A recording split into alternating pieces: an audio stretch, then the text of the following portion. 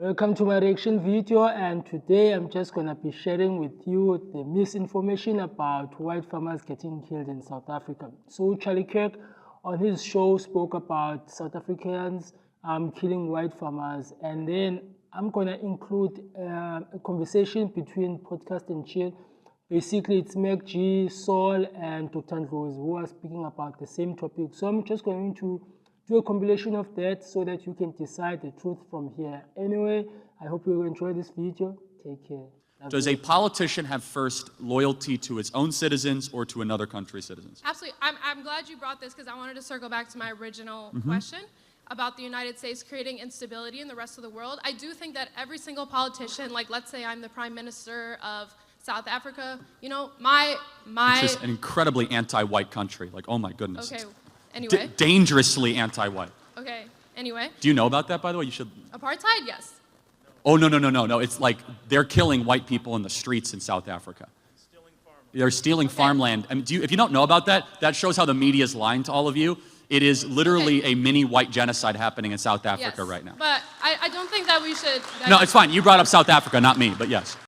Oh, brother, this guy stinks! And why do you think he's attacking us? Well, the US. Is it because of the Israel-Palestine? ICJ. It's convoluted for me. On the one hand, is it Afrikaners? I mean, Trump is committed to a lie. I don't know if somebody could say, okay, Mr. President, there's a genocide. Yes, there's a genocide against Afrikaners. In the last year, how many of them were killed? And compare that to areas where there's actual numbers of people who are killed.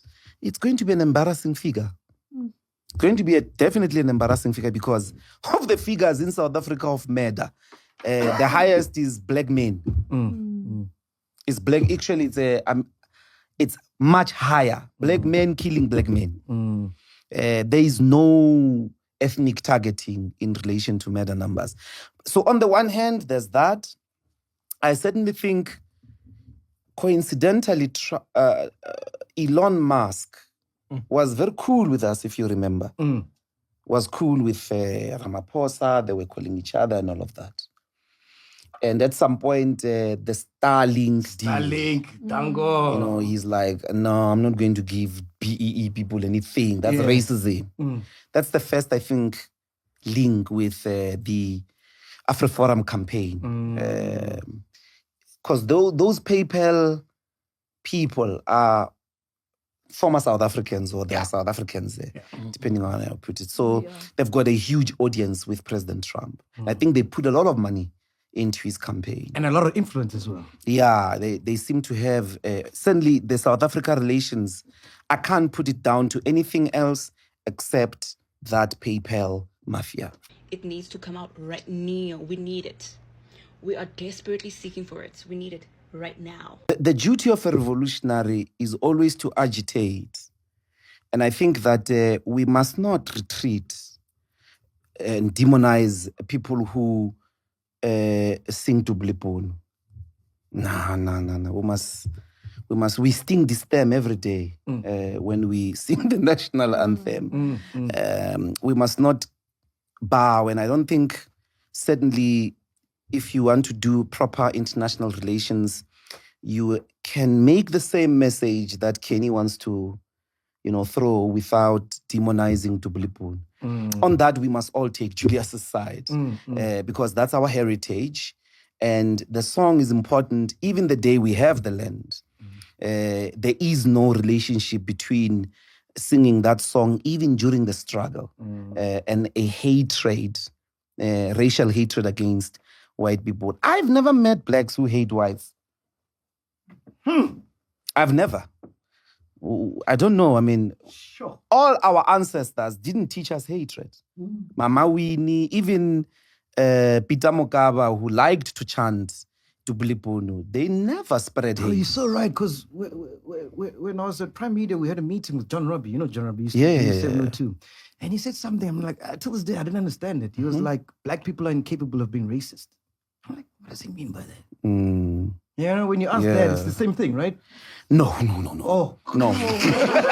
Yeah, it sounded like, it sounded like the Well, same you would thing. have to say It sounded like the same thing. racist against whites. Yeah. Yes. You have to complete it that way. That's what he means. Yeah. The That's racist what he he's talking about is that. And I was like, it made me feel some type of way. I'm like, what are you saying? It sort of is right, man. Yeah, because, the fear of dogs, the mere fear of heights, or the fear of spiders, fear of blacks, fear of whites, and so on and so forth. But racism is a certain structural capability of exclusion, the capacity to exclude you from admissions.